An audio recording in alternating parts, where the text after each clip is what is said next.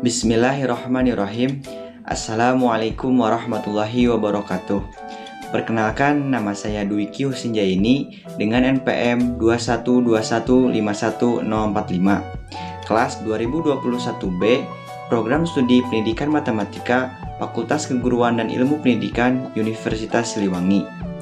Video ini saya buat untuk memenuhi salah satu tugas mata kuliah Filsafat dan Sejarah Matematika dengan dosen pengampu Bapak Dr. Andes Dedi Nurjamil, Magister Pendidikan. Di video kali ini saya akan membahas tentang ruang lingkup filsafat ilmu. Langsung saja ke materinya. Pengertian ruang lingkup filsafat ilmu. Yang pertama ada ruang lingkup filsafat ilmu secara umum. Ruang lingkup adalah penjelasan tentang subjek yang terdapat di sebuah masalah. Bila diartikan secara luas, ruang lingkup adalah batasan. Batasan yang dimaksud dalam ruang lingkup bisa berupa faktor yang diteliti seperti materi, tempat, waktu, dan sebagainya. Sementara makna dalam arti sempit, ruang lingkup berarti sesuatu hal atau materi. Filsafat adalah ilmu pengetahuan yang menyelidiki segala sesuatu yang ada secara mendalam dengan mempergunakan akal sampai pada hakikatnya. Filsafat bukannya mempersoalkan gejala-gejala atau fenomena, akan tetapi mencari hakikat dari fenomena tersebut. Ilmu adalah sebagian pengetahuan yang mempunyai ciri, tanda, dan syarat tertentu, yaitu sistematik, rasional, empiris, universal, objektif, dapat diukur, terbuka, dan kumulatif. Filsafat ilmu adalah segenap pemikiran yang reflektif terhadap persoalan-persoalan mengenai segala hal yang menyangkut landasan ilmu maupun hubungan ilmu dengan segala segi dari kehidupan manusia. Filsafat ilmu merupakan suatu telaah kritis terhadap metode yang digunakan oleh ilmu tertentu terhadap lambang-lambang dan struktur penalaran tentang sistem lambang yang digunakan. Filsafat ilmu adalah upaya untuk mencari kejelasan mengenai dasar-dasar konsep, sangka, wacana, dan postulat mengenai ilmu.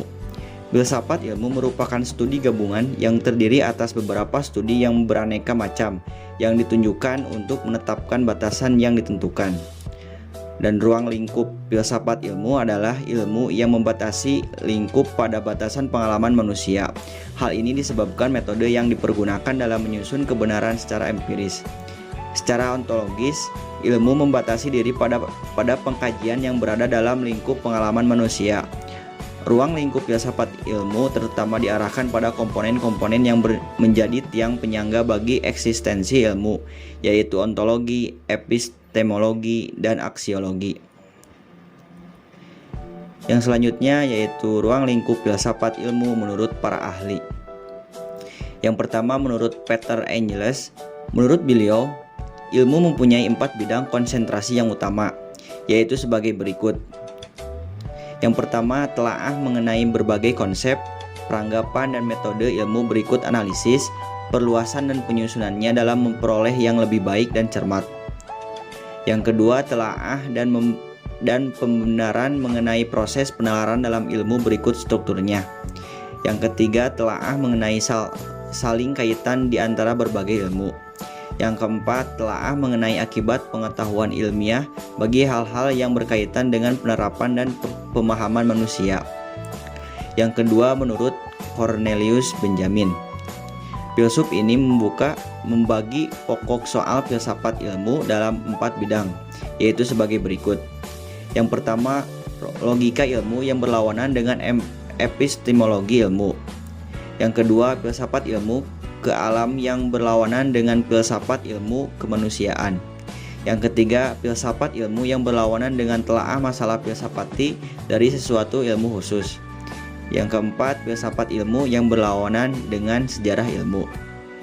Yang ketiga, menurut Israel Schefter, menurut beliau, lingkupannya dibagi menjadi 3 bidang, yaitu sebagai berikut.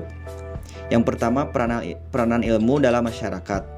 Yang kedua, dunia sebagaimana digambarkan oleh ilmu. Yang ketiga, landasan ilmu.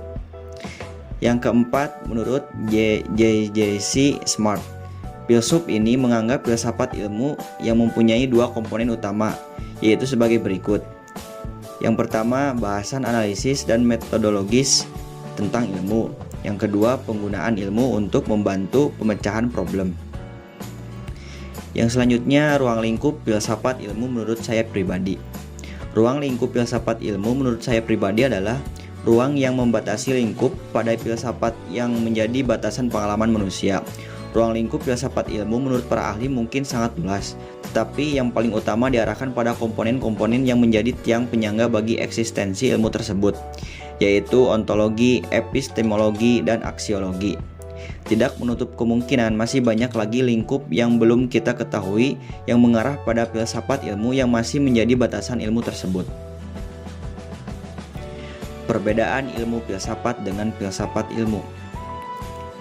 Perbedaan ilmu filsafat dengan filsafat ilmu dapat dilihat dari definisinya.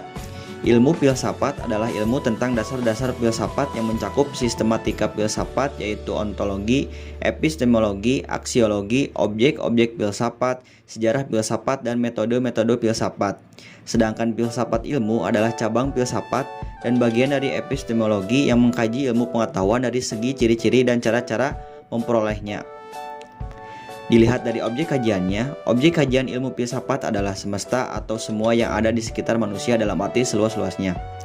Sedangkan objek kajian filsafat ilmu adalah ilmu-ilmu yang diperoleh manusia baik yang bersifat ilmiah maupun tidak. Selain itu, perbedaan juga ditemukan pada sudut pandang atau pendekatan yang dipakai. Ilmu filsafat pendekatannya bersifat integral, yang artinya ilmu filsafat tidak hanya mengkaji dari satu sudut pandang saja, tetapi menyeluruh. Sedangkan filsafat ilmu pendekatannya disesuaikan dengan kajian ilmunya masing-masing. Komponen filsafat ilmu. Yang pertama ada ontologi. Ontologi adalah ilmu yang membahas tentang hakikat yang ada, yang merupakan kebenaran dan kenyataan baik yang berbentuk jasmani atau konkret maupun rohani atau abstrak. Yang kedua ada epistemologi. Epistemologi atau teori pengetahuan ialah cabang filsafat yang berurusan dengan hakikat dan lingkungan dengan hakikat dan lingkup pengetahuan, pengendalian dan dasar-dasar serta pengertian mengenai pengetahuan yang dimiliki. Mula-mula manusia percaya bahwa dengan kekuatan pengenalannya ia dapat mencapai realitas sebagaimana adanya. Yang ketiga ada aksiologi. Aksiologi menjelaskan tentang nilai. Nilai yang dimaksud di sini adalah sesuatu yang dimiliki oleh manusia untuk melakukan berbagai pertimbangan tentang apa yang dinilai. Nilai dalam filsafat mengacu pada permasalahan etika dan estetika. Objek dalam filsafat ilmu. Yang pertama ada objek material, yaitu suatu bahan yang menjadi tinjauan penelitian atau pembentukan pengetahuan atau hal yang diselidiki, dipandang atau disorot oleh suatu disiplin ilmu yang mencakup apa saja baik hal-hal yang konkret ataupun yang abstrak. Objek material di sini dibagi menjadi tiga bagian, yaitu sebagai berikut. Yang pertama ada thinkable, yaitu mengetahui dan merasakan dengan panca indera kita tentang banyak hal. Yang kedua unthinkable, yaitu suatu yang tidak pernah dipikirkan kita tetapi dipikirkan oleh orang lain. Yang ketiga ada unthoughtable, yaitu sesuatu yang pernah dipikirkan tetapi dipikirkan bahwa itu ada.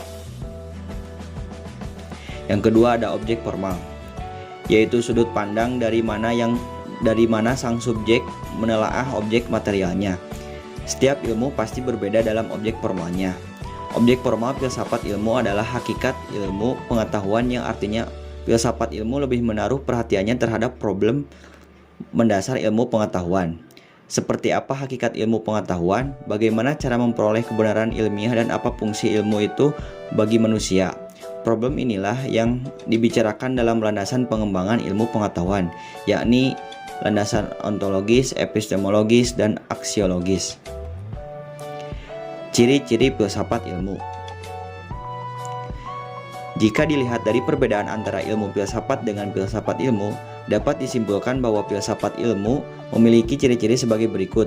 Yang pertama, mengkaji ilmu pengetahuan dari segi ciri-ciri dan cara memperolehnya. Yang kedua, objek kajian filsafat ilmu adalah ilmu-ilmu yang diperoleh manusia baik yang bersifat ilmiah maupun tidak. Dan yang ketiga, pendekatan filsafat ilmu disesuaikan dengan kajian ilmu masing-masing. Manfaat filsafat ilmu. yaitu yang pertama untuk menjelaskan keberadaan manusia di dalam mengembangkan ilmu, pengetahuan dan teknologi yang merupakan alat untuk membuat hidup menjadi lebih baik. Yang kedua, memberikan kebiasaan dan kebijaksanaan untuk memandang dan memecahkan persoalan-persoalan dalam kehidupan sehari-hari. Orang yang hidup secara dangkal saja tidak mudah melihat persoalan-persoalan, apalagi melihat pemecahannya. Yang ketiga, memberikan pandangan yang luas, sehingga dapat membendung egoisme dan egosentrisme. Dalam segala hal hanya melihat dan mementingkan kepentingan dan kesenangan diri sendiri. Yang keempat, mengajak untuk berpikir secara radikal, holistik dan sistematis, hingga kita tidak hanya ikut-ikutan saja mengikuti pada pandangan umum, percaya akan setiap semboyan dalam surat-surat kabar, tetapi secara kritis menyelidiki apa yang dikemukakan orang, mempunyai pendapat sendiri dengan cita-cita mencari kebenaran. Yang terakhir, memberikan dasar-dasar baik untuk hidup kita atau terutama dalam etika maupun untuk ilmu-ilmu pengetahuan dan lain-lainnya seperti sosiologi, ilmu jiwa, ilmu mendidik dan sebagainya.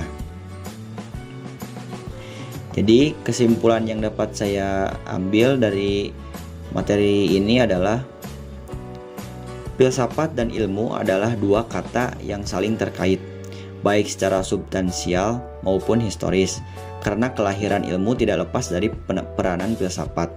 Filsafat telah merubah pola pemikiran bangsa Yunani dan umat manusia dari pandangan mitosentris menjadi logosentris. Perubahan pola pikir tersebut membawa perubahan yang cukup besar dengan ditemukannya hukum-hukum alam dan teori-teori ilmiah yang menjelaskan bagaimana perubahan-perubahan itu terjadi. Filsafat ilmu adalah tinjauan kritis tentang pendapat ilmiah dengan menilai metode-metode pemikirannya secara netral dalam kerangka umum cabang pengetahuan intelektual. Dari sinilah lahir ilmu-ilmu pengetahuan yang selanjutnya berkembang menjadi lebih terspesialisasi dalam bentuk yang lebih kecil dan sekaligus semakin aplikatif dan terasa manfaatnya. Filsafat sebagai induk dari segala ilmu membangun kerangka berpikir dengan meletakkan tiga dasar utama, yaitu ontologi, epistemologi, dan aksiologi.